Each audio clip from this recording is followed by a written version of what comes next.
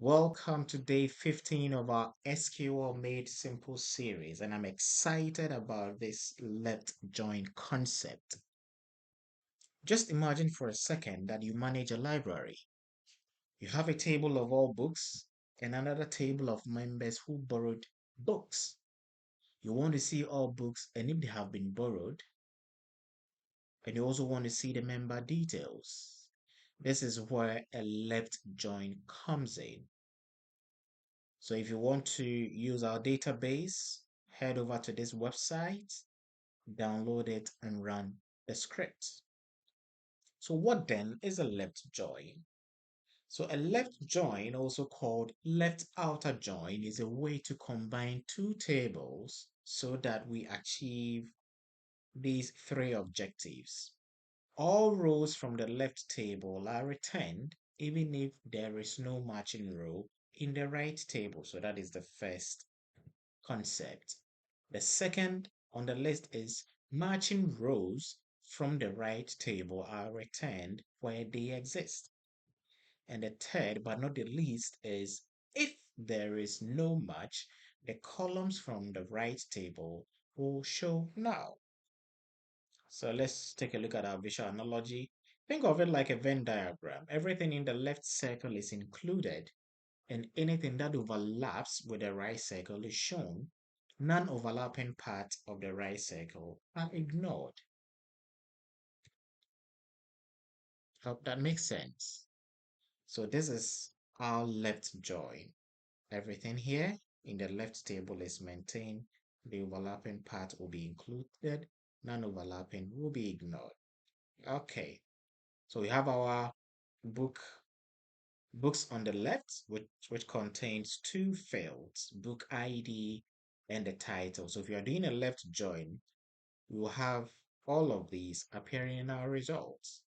And whenever you want to do a join, you need to look at the matching field. So we will join on the book ID within the books table, which is on our left, and the borrowers table, I beg your pardon, the borrowers table on your right. So book ID, book ID. So once we join, then we should have everything here, and anything that matches should be shown. So one is here, one is here. So we have SQL basics, and the member name is Alice. We've got two Python because everything should be shown, but we don't have a borrower for Python, so it's null. The third is data analytics, which shows here. Then we have a borrower for data analytics, which is what? Bob. So that is the result for our left join. I believe this makes it simple and easier for you to understand. So just as we did for the inner join, we still have to do the same. So from books, left join borrowers on a common field.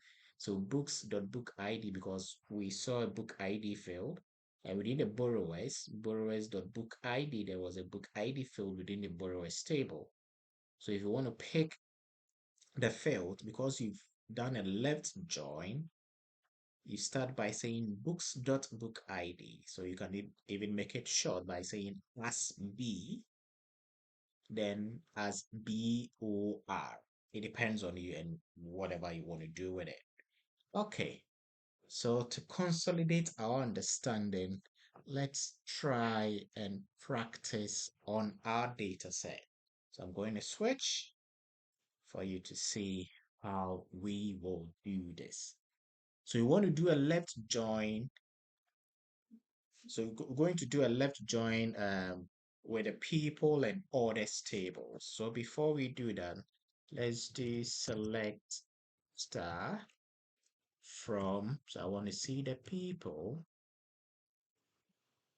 Okay, from the people table, then I'll do select star from the orders table. Now let's run it, see what we'll get. Okay, so we're going to do a left join for this. So what is the common field here? We have person ID, person ID. So that's what we need to do. So we say from, so we start with from people, okay, on on we don't do the on here, we do left join first, beg your pardon, left join. So you're left joining the people with the orders, but I want to make it short, so I'll say as P, then as O on the common field. So what is the common field? So within the people, we have person ID, correct? Then we also have person ID in the orders. So people is P. So P dot person ID, okay, is equal to O dot orders, sorry, O dot person, because within the orders we have person ID. So O dot person ID. Now let's select the field that we need. So select, so we're going to select. Okay, so let me make the code a little cleaner. We left join on, okay, that's it. So I'm going to select the person ID from my people table.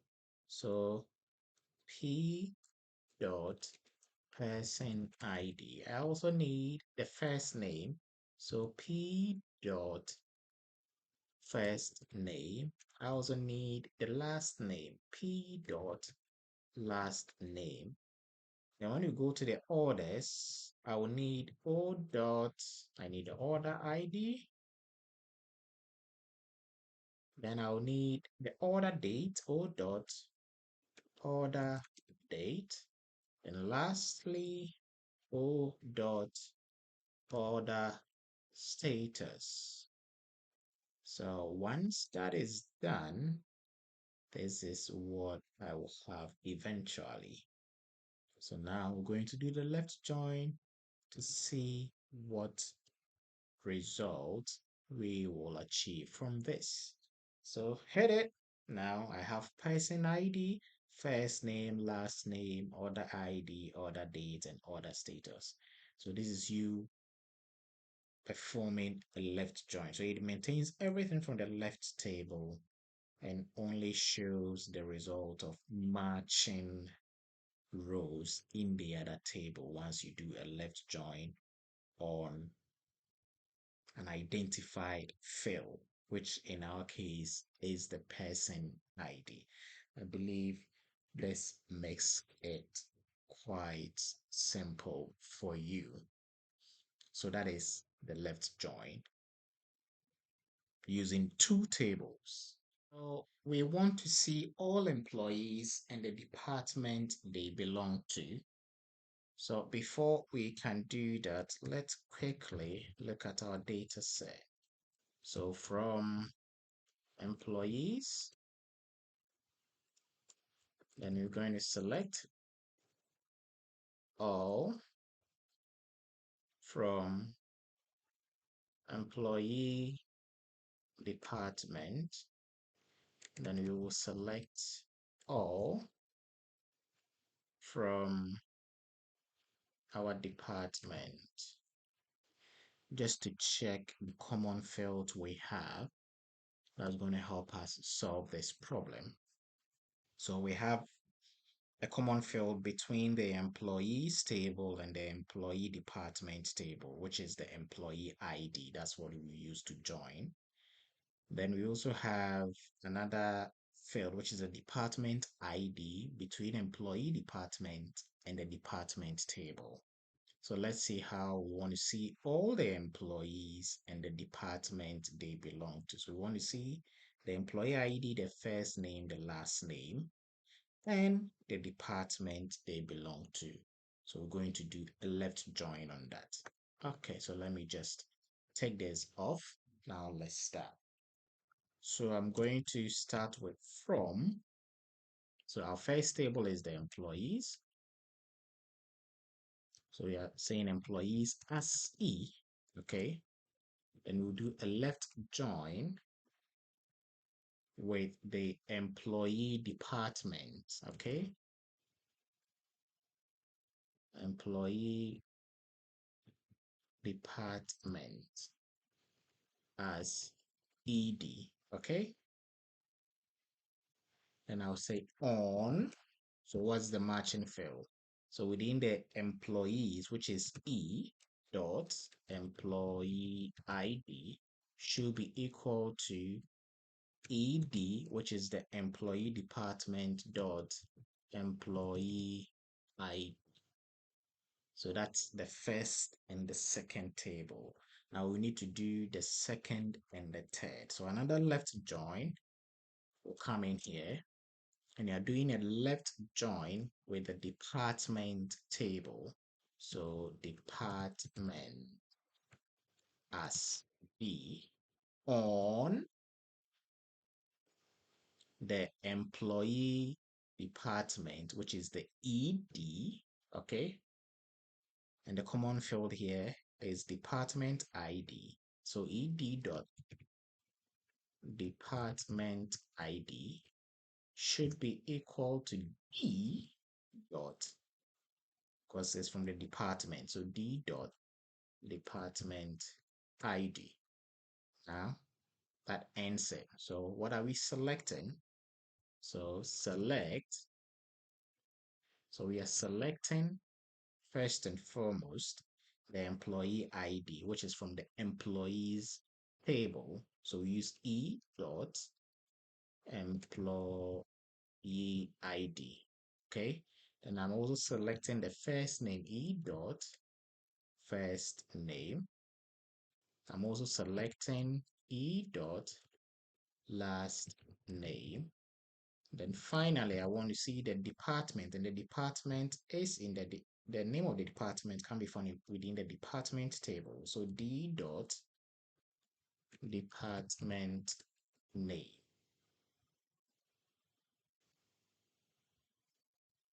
That's it. Now let's run our query. Execute, and there you have it. And if you look at what we have here, Amma appears twice because she belongs to two departments, the IT and finance. And if an employee had no department, they will still appear with no. But fortunately for us, they all have department. Well done. Well done. Well done. And keep practicing. So we're going to summarize this. So left join equate all rows from the left table plus matching rows from the right table. Now, if no match. And it's useful when you don't want to lose information from your primary table. Great for reporting, audit, and data completeness checks. So when using left join, always check for nulls. They often reveal gaps or missing data.